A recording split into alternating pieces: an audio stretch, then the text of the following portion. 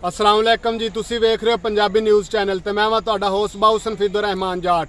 अज असी एक मौजूद आ छोटे जे ज़मींदार भरा कोल जिन्हें अपनी एक 1.5-2 कनाल दी ज़मीन दे विच अपनी वखरी दुनिया वसाई है ते उन्हें इत्थे जिहड़ा वा गंढियां दा कन्न काश्त कीता है, लसन लाया है ते मिर्चां दी पनीरी लाई है। इस तो इलावा होर जिहड़ी शावां उन्हें इत्थे बीजियां ने, असी उहदे बारे च उन्हां नाल गल करांगे। इस टाइम साडे कोल मौजूद ने अनस अकरम साहब। अस्सलाम वालेकुम जी। वालेकुम अनस भाई की हाल ने जी? जी शुक्र अनस भाई पहले सानू ये गल दसो कि आ जिहड़ा टोटल किन्ना रकबा बनदा वा? ये रकबा ही 2-2.5 कनाल दी जगह वा। अच्छा जी, 2-2.5 कनाल दे विच तुसी की शावां बीजियां वा? 2-2.5 कनाल दे विच जी असीं पनीरियां बीजियां वा। ਉਹਦੇ ਵਿੱਚ ਅਸੀਂ ਗੰਢਿਆਂ ਦੀ ਪਨੀਰੀ ਬੀਜੀ ਏ, ਮਿਰਚਾਂ ਦੀ ਪਨੀਰੀ ਬੀਜੀ ਏ, ਤਮਾਕੂ ਬੀਜਿਆ ਏ, ਲਸਣ ਬੀਜਿਆ ਏ, ਆਲੂ ਬੀਜੇ ਨੇ ਤੇ ਪਾਲਕ ਬੀਜੀ ਏ। ਅਸੀਂ ਇਸ ਤਰ੍ਹਾਂ ਕਰਕੇ ਜਿਹੜੀਆਂ ਛੋਟੀਆਂ ਕਿਆਰੀਆਂ ਬਣਾ ਕੇ, ਜਿਸ ਤਰ੍ਹਾਂ ਕਿ ਤੁਹਾਨੂੰ ਨਜ਼ਰ ਆ ਰਹੀਆਂ ਵਾ, ਛੋਟੀਆਂ ਕਿਆਰੀਆਂ ਇਹਨਾਂ ਵਿੱਚ ਕਣ ਲਾਇਆ, ਪਨੀਰੀਆਂ ਲਾਈਆਂ ਏ। ਅੱਛਾ, ਸਾਨੂੰ ਇਹ ਦੱਸੋ ਕਿ ਆ ਜਿਹੜੇ ਤੁਸੀਂ ਦੱਸਣ ਦੇ 2 ਕਨਾਲ ਜਗ੍ਹਾ ਦੇ ਵਿੱਚ ਤੁਹਾਡਾ ਕਿੰਨਾ ਕੁ ਖਰਚਾ ਆ ਗਿਆ ਹੈ? ਇਹਦੇ ਵਿੱਚ 2 ਕਨਾਲ ਦੇ ਵਿੱਚ ਮੇਰਾ ਜੀ 30,000 ਰੁਪਇਆ ਜਿਹੜਾ ਮੇਰਾ ਖਰਚਾ ਆ ਗਿਆ ਏ।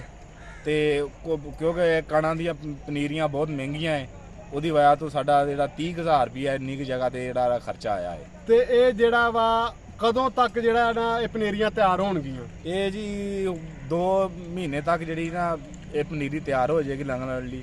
ਇਹ ਬਹੁਤ ਅੱਛਾ ਗੰਢਾ ਹੈ, ਗੰਢੇ ਦੀ ਪਨੀਰੀ ਜ਼ਿਆਦਾਤਰ ਤੇ ਮਿਰਚਾਂ ਦੀ ਪਨੀਰੀ ਹੈ ਅਸੀਂ ਲਾਈ ਹੋਈ ਹੈ। ਅੱਛਾ, ਤੁਸੀਂ ਇਹ ਕਹਿ ਰਹੇ ਕਿ 1.5 ਤੋਂ 2 ਮਹੀਨੇ ਦੇ ਵਿੱਚ ਇਹ ਪਨੀਰੀ ਤਿਆਰ ਹੋ ਜਾਏਗੀ। ਉਸ ਤੋਂ ਬਾਅਦ ਜਿਹੜਾ ਵਾ ਤੁਸੀਂ ਇਹਨੂੰ ਜਿਹੜਾ ਇੱਥੋਂ ਪੁੱਟ ਕੇ ਤੇ ਫਸਲ ਦੇ ਵਿੱਚ ਜਿਹੜਾ ਕਾਸ਼ਤ ਕਰ ਦੋਗੇ? ਬਿਲਕੁਲ ਜੀ। ਤੇ ਇਹ ਜਿਹੜਾ ਵਾ ਇਹਦਾ ਕੀ ਰੇਟ ਹੈ ਇਸ ਟਾਈਮ ਜਿਹੜਾ ਆਪਣਾ ਕੰਨ ਦਾ ਜੀ? ਇਹ ਬੀਜ ਦਾ ਹੀ ਰੇਟ ਦਾ 3,000 ਰੁਪਏ ਕਿਲੋ ਬੀਜ ਲੈ ਕੇ ਆਏ ਅਸੀਂ, ਠੀਕ ਹੈ। ਤੇ ਜਦੋਂ ਸਾਡੀ ਕਿਆਰੀ ਤਿਆਰ ਹੋ ਜਾਣੀ ਹੈ, ਕਣ ਤਿਆਰ ਹੋ ਜਾਣਾ ਹੈ, ਉਦੋਂ ਅਸੀਂ 100 ਰੁਪਏ ਹੱਥ ਦੇ ਹਿਸਾਬ ਨਾਲ ਇਹਨੂੰ ਅਸੀਂ ਸੇਲ ਕਰਨਾ ਹੈ। ਇਹ ਤੁਸੀਂ ਹਰ ਵਾਰੀ ਆਪਣਾ ਪਨੀਰੀ ਬੀਜਦੇ ਹੋ ਜਾਂ ਪਹਿਲੀ ਵਾਰੀ ਆਪਣਾ ਤੁਸੀਂ ਪਨੀਰੀ ਬੀਜੀ ਹੈ? ਨਹੀਂ ਜੀ, ਅਸੀਂ ਪਹਿਲੀ ਵਾਰੀ ਨਹੀਂ ਹੈ, ਪਿਛਲੇ ਸਾਲ ਬੀਜੀ ਸੀ ਪਨੀਰੀ ਤੇ ਹੁਣ ਇਤਫਾਕ ਹੋਇਆ ਹੈ, ਅੱਛੀ ਆਮਦਨ ਹੋਈ ਹੈ, ਉਹਦੀ ਵਜ੍ਹਾ ਅਸੀਂ ਆਖਿਆ ਕਿ ਫਿਰ ਪਨੀਰੀ ਜਿਹੜੀ ਆ ਉਹਦੀ ਕਾਸ਼ਤ ਕੀਤੀ। ਤੇ ਫਿਰ ਇਸ ਟਾਈਮ ਤੇ ਜਿਹੜਾ ਵਾ ਖਾਦਾਂ ਦੇ ਰੇਟ ਬੜੇ ਵੱਧ ਗਏ ਨੇ ਤੇ ਆਪਣਾ ਕੰਨ ਦਾ ਤੇ ਦੂਸਰਾ ਜਿਹੜਾ ਵਾ ਮਿਰਚਾਂ ਦੇ ਵੀ ਇਹ ਉਹ ਜਿਹੜਾ ਵੀ ਇਹਦੇ ਵਿੱਚ ਛਾਵਾਂ ਪੈਂਦੀਆਂ ਵਾ, ਤੁਹਾਡਾ ਐਰਕੀ ਤਾਂ ਖਰਚਾ ਵੱਧ ਗਿਆ ਹੋਣਾ?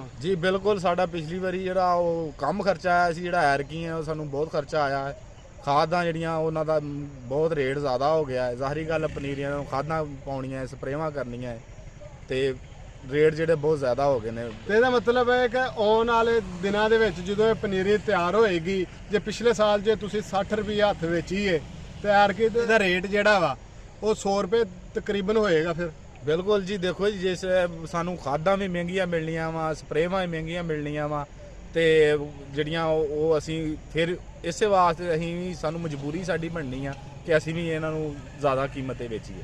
ਜੀ, ਤੁਸੀਂ ਗੱਲ ਸੁਣੀ ਆ ਅਨਸ ਅਕਰਮ ਦੀ ਕਿ ਜਿਨ੍ਹਾਂ ਨੇ ਜਿਹੜਾ ਵਾ 1.5-2 ਕਨਾਲ ਦੇ ਰਕਬੇ ਦੇ ਵਿੱਚ ਜਿਹੜਾ ਮੁਖਤਲਿਫ ਪਨੀਰੀਆਂ ਜਿਹੜੀਆਂ ਉਗਾਈਆਂ ਨੇ ਤੇ ਇਹ ਜਿਹੜੇ ਆਪਣਾ ਖੇਤ ਮੇਨ ਇਸਲਾਮ ਨਗਰ ਜਿਹੜਾ ਢਾਬਾ ਸ਼ਾਹ ਸਟਾਪ ਤੋਂ ਕੋਈ 500 ਮੀਟਰ ਦੀ ਦੂਰੀ ਦੇ ਉੱਤੇ ਮੇਨ ਸੜਕ ਦੇ ਉੱਤੇ ਇਹ ਪਨੀਰੀਆਂ ਲਾਈਆਂ ਨੇ। ਮੁਸਤਕਬਲ ਦੇ ਵਿੱਚ ਅਗਰ ਕਿਸੇ ਜ਼ਿਮੀਂਦਾਰ ਭਰਾ ਨੂੰ ਅਗਰ ਕਿਸੇ ਗੰਢਿਆਂ ਦਾ ਕੰਨ ਚਾਹੀਦਾ ਹੋਵੇ, ਮਿਰਚਾਂ ਦੀ ਪਨੀਰੀ ਚਾਹੀਦੀ ਹੋਵੇ ਤੇ ਇਸ ਤੋਂ ਇਲਾਵਾ ਹੋਰ ਦੂਸਰੀ ਅਗਰ ਕੋਈ ਪਨੀਰੀਆਂ ਦੀ ਜ਼ਰੂਰਤ ਹੋਵੇ, ਉਹ ਅਨਸ ਅਕਰਮ ਨਾਲ ਜਿਹੜਾ ਆਪਣਾ ਰਾਬਤਾ ਕਰ ਲੈਣ। ਉਹਨਾਂ ਦਾ ਅਸੀਂ ਫ਼ੋਨ ਨੰਬਰ ਵੀ ਜਿਹੜਾ ਤੁਹਾਨੂੰ ਦੇਵਾਂਗੇ ਤਾਂ ਕਿ ਤੁਹਾਨੂੰ ਜਿਹੜਾ ਵਾ ਉਹਨਾਂ ਦੇ ਰਾਬਤੇ ਦੇ ਵਿੱਚ ਆਸਾਨੀ ਹੋਵੇ। ਬਾਉਸਨ ਫਿਦੋ ਰਹਿਮਾਨ ਜਾਟ ਨੂੰ ਆਉਣ ਵਾਲੀ ਨਵੀਂ ਵੀਡੀਓ ਤੱਕ ਇਜਾਜ਼ਤ ਦਿਓ ਤੇ ਵੇਖਦੇ ਰਹੋ ਪੰਜਾਬੀ ਨਿਊਜ਼ ਚੈਨਲ। ਅਗਰ ਜੇ ਤੁਹਾਨੂੰ ਸਾਡੀ ਵੀਡੀਓ ਪਸੰਦ ਆਵੇ, ਇਹਨੂੰ ਲਾਈਕ ਕਰੋ, ਇਹਨੂੰ ਕਮੈਂਟਸ ਕਰੋ ਤੇ ਬੈਲ ਆਈਕਨ ਦੇ ਉੱਤੇ ਲਾਜ਼ਮੀ ਪ੍ਰੈਸ ਕਰੋ ਤਾਂ ਕਿ ਸਾਡੀ ਕੋਈ ਵੀ ਨਵੀਂ ਆਉਣ ਵਾਲੀ ਵੀਡੀਓ ਤੁਹਾਡੇ ਤੱਕ ਸਭ ਤੋਂ ਪਹਿਲੇ ਪਹੁੰਚੇ।